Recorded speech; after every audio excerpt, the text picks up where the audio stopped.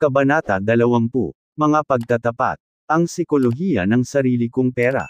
Si Sandy Gottsman, isang bilyonaryo na mamumuhunan na nagtatag ng consulting group na First Manhattan, ay sinasabing nagtatanong ng isang tanong, kapag nakikipagpanayam sa mga kandidato para sa kanyang investment team. Tinatanong niya kung ano ang pag-aari mo at bakit. Hindi kung anong mga stock sa tingin mo ang mura, o kaya naman ay anong ekonomiya ang malapit ng magkaroon ng recession. Ipakita mo lang sa akin kung ano ang ginagawa mo sa sarili mong pera. Gustong-gusto ko ang tanong na ito, dahil binibigyang diin ito kung ano ang kadalasang maaaring maging isang milya o lawak na agwat, sa pagitan ng kung ano ang makatuwiran, na kung ano ang iminumungkahi ng mga tao na gagawin mo, at kung ano ang tama para sa kanila, at kung ano talaga ang ginagawa nila. Kalahati ng lahat ng mga tagapamahala ng portfolio ng mutual fund ng US, ay hindi namumuhunan ng isang sentimo ng kanilang sariling pera sa kanilang mga pondo, ayon sa Morningstar. Ito ay maaaring mukhang kasuklam-suklam, at tiyak na ang istatistika ay nagbubunyag ng ilang pagkukunwari. Ngunit ang ganitong uri ng bagay ay mas karaniwan kaysa sa inaakala mo. Si Ken Murray, isang propesor ng medisina sa USC, ay nagsulat ng isang sanaysay noong 2011 na pinamagatang, Paano Namatay ang Mga Doktor, na nagpakita ng antas kung saan pinipili ng mga doktor ang iba't ibang paggamot sa katapusan ng buhay para sa kanilang sarili, kaysa sa inirerekomenda nila para sa kanilang mga pasyente. Mga doktor, huwag kang mamatay tulad ng iba sa amin, isinulat niya. Ang hindi pangkaraniwan sa kanila ay hindi kung gaano kalaki ang paggamot na nakukuha nila, kumpara sa karamihan sa mga Amerikano, kundi kung gaano kaunti. Sa lahat ng oras na ginugugol nila sa pag-iwas sa pagkamatay ng iba, sila ay tahimik kapag nahaharap sa kamatayan mismo. Alam nila kung ano mismo ang mangyayari, alam nila ang mga pagpipilian, at sa pangkalahatan ay may akses sila sa anumang uri ng pangangalagang medikal na gusto nila. Ngunit malumanay silang pumunta. Maaaring itapon ng doktor sa lababo ng kusina sa cancer ng kanyang pasyente, ngunit piliin ang pampakalma na pangangalaga para sa kanyang sarili. Ang pagkakaiba sa pagitan ng kung ano ang iminumungkahi ng isang tao na gawin mo, at kung ano ang ginagawa nila para sa kanilang sarili, ay hindi palaging isang masamang bagay. Pinibigyang diin lamang nito na kapag humaharap sa masalimuot, at emosyonal na mga isyu na nakakaapekto sa iyo at sa iyong pamilya, walang tamang sagot. Walang universal na katotohanan.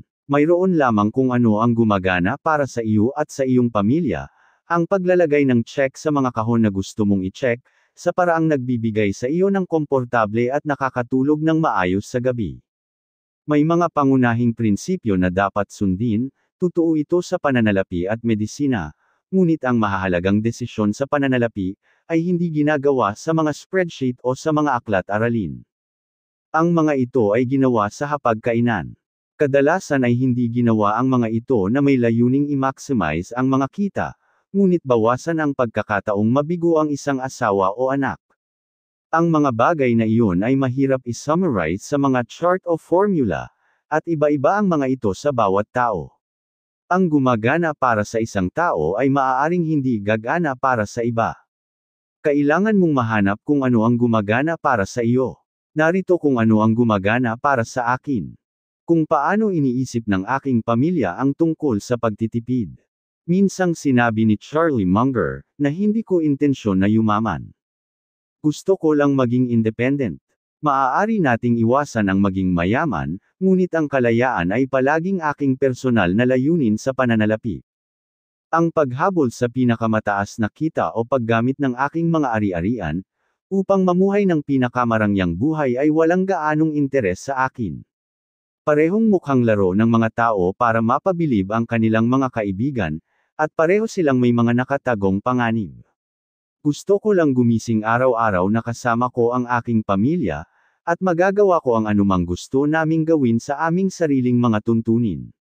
Ang bawat desisyon sa pananalapi na ginagawa natin ay umiikot sa layuning iyon. Ang aking mga magulang ay nabuhay sa kanilang mga taon na nasa hustong gulang sa 2 yugto. Mahirap at katamtaman na maayos. Ang aking ama ay naging isang doktor noong siya ay 40 at mayroon ng 3 anak.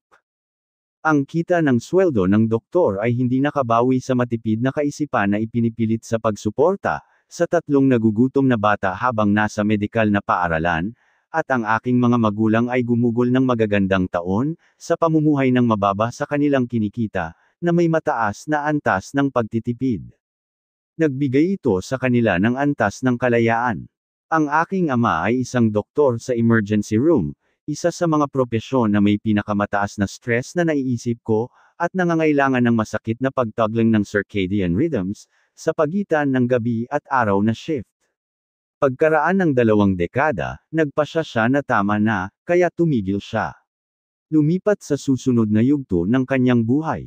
Nakadikit sa akin iyon. Ang kakayahang gumising isang umaga at baguhin ang iyong ginagawa, sa iyong sariling mga termino, kapag handa ka na, ay parang grandmother ng lahat ng mga layunin sa pananalapi. Ang kalayaan, para sa akin, ay hindi nangangahulugang hihinto ka sa pagtatrabaho. Ibig sabihin, gagawin mo lang ang gusto mo sa mga taong gusto mo, sa mga oras na gusto mo at hanggat gusto mo. At ang pagkamit ng ilang antas ng kalayaan ay hindi umaasa sa kita ng doktor. Ito ay higit sa lahat ay isang bagay na panatilihin ang iyong mga inaasahan sa tseke, at pamumuhay sa ibaba ng iyong kinikita. Ang kalayaan, sa anumang antas ng kita, ay hinihimok ng iyong savings rate. At lumampas sa isang tiyak na antas ng kita ang iyong rate ng pagtitipid, ay hinihimok ng iyong kakayahang panatilihing makawala ang iyong mga inaasahan sa pamumuhay. Nagkita kami ng aking asawa noong kolehiyo, at lumipat sa isa't isa taon bago kami ikasal. Pagkatapos ng paaralan, pareho kaming may mga entry-level na trabaho, na may entry-level na sweldo, at nanirahan sa isang katamtamang pamumuhay. Ang lahat ng mga pamumuhay ay umiiral sa isang spectrum, at kung ano ang disente sa isang tao ay maaaring makaramdam na parang royalty, o kahirapan sa iba. Ngunit sa aming mga kinikita, nakuha namin ang itinuturing naming isang disenteng apartment, isang disenteng kotse, disenteng damit, disenteng pagkain. Komportable, ngunit hindi magarbo. Sa kabila ng higit sa isang dekada ng pagtaas ng kita sa pananalapi, ang aking asawa sa pangangalagang pangkalusugan, kami ay nanatili sa ganoong pamumuhay mula noon. Iyan ang nagtulak sa aming savings rate na patuloy na tumaas. Halos bawat dolyar ng pagtaas ay naipon sa mga ipon, ang ating Independence Fund. Nabubuhay na kami ngayon ng mas mababa sa aming kinikita, na nagsasabi sa iyo ng kaunti tungkol sa aming kita, at higit pa tungkol sa aming desisyon na mapanatili ang isang pamumuhay na itinatag namin noong kami ay 20s. Kung mayroong bahagi ng aming plano sa pananalapi ng sambahayan, ipinagmamalaki ko na nakuha namin ang goalpost ng mga pagnanais, sa pamumuhay na huminto sa paglipat sa murang edad. Medyo mataas ang rate ng pag-iipon namin, ngunit bihira kaming makaramdam na kami ay mapanupil, dahil hindi gaanong gumagalaw ang aming mga hangarin para sa mas maraming bagay. Hindi dahil wala ang ating mga hangarin, gusto natin ang magagandang bagay at mamuhay ng komportable. Nakuha lang namin ang goalpost para huminto sa paggalaw. Hindi ito gagana para sa lahat, at gagana lang ito para sa amin dahil pareho kaming sumasang-ayon dito, wala sa amin ang nakompromiso para sa isa. Karamihan sa kung ano ang natutunan natin, paglalakad, pagbabasa, mga podcast, ay maliit ang halaga, kaya bihira tayong makaramdam na parang nawawala tayo. Sa pambihirang pagkakataon kapag tinatanong ko ang aming savings rate, naiisip ko ang kalayaang nakuha ng aking mga magulang mula sa mga taon ng mataas na ipon, at mabilis akong bumalik. Ang kalayaan ay ang aming pangunahing layunin. Ang pangalawang benepisyo ng pagpapanatili ng isang pamumuhay na mas mababa sa iyong makakaya, ay ang pag-iwas sa psikolohikal na treadmill ng pakikipagsabayan sa mga Joneses. Ang komportableng pamumuhay sa ilalim ng iyong makakaya, nang walang labis na pagnanais para sa higit pa, ay nag-aalis ng napakalaking halaga ng panlipunang panggigipit, na maraming tao sa modernong unang mundo ay sumasailalim sa kanilang sarili. Ipinaliwanag ni Nassim Taleb. Ang tunay na tagumpay ay ang pag-alis sa isang rat race, upang baguhin ang mga aktibidad ng isa para sa kapayapaan ng isip. Gusto ko yan. Kami ay nakatuon sa kampo ng pagsasarili, kung kaya't nakagawa na kami ng mga bagay na walang kabuluhan. Pagmamay-ari namin ang aming bahay ng walang sangla, na siyang pinakamasamang desisyon sa pananalapi na nagawa namin, ngunit ang pinakamahusay na desisyon sa pera na nagawa namin. Napakababa ng mga rate ng interes sa mortgage noong binili namin ang aming bahay. Ang sinumang makatuwirang tagapayo ay magrerekomenda ng pagsasamantala sa murang pera, at pamumuhunan ng mga karagdagang ipon sa mga asset na mas mataas ang kita, tulad ng mga stock. Ngunit ang aming layunin ay hindi maging makatuwiran, psychologically reasonable lang. Ang independenteng pakiramdam na nakukuha ko mula sa pagmamay-ari ng aming bahay, ay higit pa sa kilalang pakinabang sa pananalapi na makukuha ko mula sa paggamit ng aming mga ari-arian gamit ang murang sangla. Ang pag-aalis ng buwanang pagbabayad ay mas masarap, kaysa sa pag-maximize sa pangmatagalang halaga ng ating mga asset. Ito ay nagpaparamdam sa akin ng pagiging independent. Hindi ko sinusubukang ipagtanggol ang desisyong ito sa mga nagtuturo ng mga bahagi nito, o sa mga hindi kailanman gagawa ng ganoon. Sa papel ito ay walang pagtatanggol. Ngunit ito ay gumagana para sa amin. Gusto namin iyon. Yun ang mahalaga. Ang mabubuting desisyon ay hindi laging makatwiran. Sa isang punto kailangan mong pumili sa pagitan ng pagiging masaya o pagiging tama. Pinapanatili din namin ang mas mataas na porsyento ng aming mga asset sa cash, kaysa sa irerekomende ng karamihan sa mga financial advisors, isang bagay na humigit kumulang 20% ng aming mga asset sa labas ng halaga ng aming bahay. Ito ay malapit din sa hindi maipagtatanggol sa papel, at hindi ko ito inirerekomenda sa iba. Ito lang ang gumagana para sa atin. Ginagawa namin ito dahil ang pera ang oxygen ng pagsasarili, at higit sa lahat hindi namin gustong pilitin na ibenta ang mga stock na pagmamay-ari namin. Nais naming ang posibilidad na makaharap sa isang malaking gastos at kailangan upang likidahin ang mga stock upang masakop ito upang maging malapit sa zero hanggat maaari. Marahil ay mayroon lamang tayong mas mababang pagpapaubaya sa panganib kaysa sa iba. Ngunit lahat ng natutunan ko tungkol sa personal na pananalapi ay nagsasabi sa akin na ang lahat ay walang exception, ay haharap sa kalaunan ng malaking gastos na hindi nila inaasahan, at hindi nila pinaplano ang mga gastos na ito partikular na dahil hindi nila ito inaasahan. Ang iilang tao na nakakaalam ng mga detalye ng ating pananalapi ay nagtatanong, para saan ang iyong iniimpok? Isang bahay, isang bangka, bagong kotse? Hindi, wala sa mga iyon. Nag-iipon ako para sa isang mundo kung saan mas karaniwan ang mga curveball kaysa sa inaasahan namin. Nangangahulugan din ang hindi napipilitang magbenta ng mga stock, para mabayaran ang isang gastos na pinapataas natin ang posibilidad na hayaan ang mga stock, na pagmamay-ari natin sa loob ng pinakamahabang yugto ng panahon. Mahusay ang pagkakasabi ni Charlie Munger. Ang unang tuntunin ng pagsasama-sama ay huwag kailanman takpan ng hindi kinakailangan. Kung paano iniisip ng aking pamilya ang tungkol sa pamumuhunan.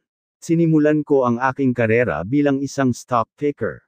Sa panahong nagmamay-ari lang kami ng mga individual na stock, karamihan ay malalaking kumpanya tulad ng Berkshire Hathaway at Procter & Gamble, na may halong mas maliliit na stock na itinuturing kong malalim na halaga ng pamumuhunan. Bumalik sa akin noong 20s at sa anumang naibigay na punto ay hawak ko ang isang bagay tulad ng 25 individual na mga stock. Hindi ko alam kung paano ako naging stock picker. Tinalo ko ba ang palengke? Hindi ako sigurado. Tulad ng karamihan na sumubok, hindi ako nakapagpanatili ng magandang marka. Sa alinmang paraan, inilipat ko ang aking mga pananaw, at ngayon ang bawat stock na pagmamay-ari namin ay isang low-cost index fund. Wala akong anumang laban sa aktibong pagpili ng mga stock, alinman sa iyong sarili o sa pamamagitan ng pagbibigay ng iyong pera sa isang aktibong fund manager. Sa palagay ko ang ilang mga tao ay maaaring malampasan ang mga average ng merkado, ito ay napakahirap, at mas mahirap kaysa sa iniisip ng karamihan. Kung kailangan kong ibuod ang aking mga pananaw sa pamumuhunan, ito ay ang bawat mamumuhunan ay dapat pumili ng isang diskarte, na may pinakamataas na posibilidad na matagumpay na maabot ang kanilang mga layunin. At sa palagay ko para sa karamihan ng mga mamumuhunan, ang pag-average sa halaga ng dolyar, sa isang mababang halaga ng index na pondo, ay magbibigay ng pinakamataas na posibilidad ng pangmatagalang tagumpay. Hindi yun nangangahulugan na palaging gagana ang index investing. Hindi ibig sabihin na para sa lahat. At hindi ito nangangahulugan na ang aktibong pagpili ng stock ay tiyak na mabibigo. Sa pangkalahatan, ang industriyang ito ay naging masyadong nakabaon sa isang panig o sa iba pa, lalo na sa mga mahigpit na laban sa aktibong pamumuhunan. Ang pagkatalo sa merkado ay mahirap, ang posibilidad ng tagumpay ay mababa. Kung hindi gagawin ito ng lahat, at kung gagawin ito ng lahat ay wala ng pagkakataon. Kaya't walang dapat magulat na ang karamihan sa mga nagsisikap na talunin ang merkado ay nabigo na gawin ito. Ipinapakita ng mga istatistika na 85% ng mga malalaking aktibong manager ay hindi nagtagumpay sa S&P 500 sa loob ng dekada na nagtatapos sa 2019. May kilala akong mga taong nag-iisip na nakakabaliw na subukang talunin ang merkado, ngunit hinihikayat ang kanilang mga anak na abutin ang mga bituin, at subukang maging propesyonal na mga atleta. Sa kanya-kanyang sarili, ang buhay ay tungkol sa paglalaro, at lahat tayo ay nag-iisip tungkol sa mga posibilidad na medyo naiiba. Sa paglipas ng mga taon, nagkaroon ako ng pananaw, na magkakaroon tayo ng mataas na pagkakataon, na matugunan ang lahat ng mga layunin sa pananalapi ng ating pamilya, kung palagi tayong mamumuhunan ng pera sa isang mababang halagang index fund, sa loob ng mga dekada sa pagtatapos, naiiwan ang pera na mag-isa sa pagsasama-sama. Karamihan sa pananaw na ito ay nagmumula sa ating pamumuhay ng matipid na paggastos. Kung maaari mong matugunan ang lahat ng iyong mga layunin, nang hindi kinakailangang kunin ang karagdagang panganib, na nagmumula sa pagsisikap na malampasan ang pagganap sa merkado, kung gayon ano ang punto para subukan. Kakayanin kong hindi maging pinakadakilang mamumuhunan sa mundo, ngunit hindi ko kayang maging masama. Kapag naisip ko ito sa ganoong paraan, ang pagpili na bilhin ng index, at kumapit ay isang no-brainer para sa amin. Alam kong hindi lahat ay sasang-ayon sa loika na iyon, lalo na ang aking mga kaibigan na ang trabaho ay talunin ang merkado. Nirerespeto ko ang ginagawa nila. Ngunit ito ang gumagana para sa atin. Namumuhunan kami ng pera mula sa bawat sweldo sa mga index fund na ito, isang kombinasyon ng mga stock sa US at internasyonal. Walang nakatakdang layunin, kung ano lang ang natitira pagkatapos nating gumastos. Pinapataas namin ang mga account sa pagreretiro sa parehong mga pondo, at nag-aambag sa 529 na mga plano sa pagtitipid sa kolehiyo ng aming mga anak. At tungkol doon, ang lahat ng ating net worth ay isang bahay, isang checking account, at ilang Vanguard Index Funds. Hindi na kailangang maging mas komplikado kaysa doon para sa amin. Simple lang ang gusto ko. Ang isa sa aking malalim na pinanghahawakang paniniwala sa pamumuhunan, ay ang maliit na ugnayan sa pagitan ng pagsisikap sa pamumuhunan, at mga resulta ng pamumuhunan. Ang dahilan ay dahil ang mundo ay hinihimok ng mga kapalaran, ilang mga variable ang account para sa karamihan ng mga pagbabalik.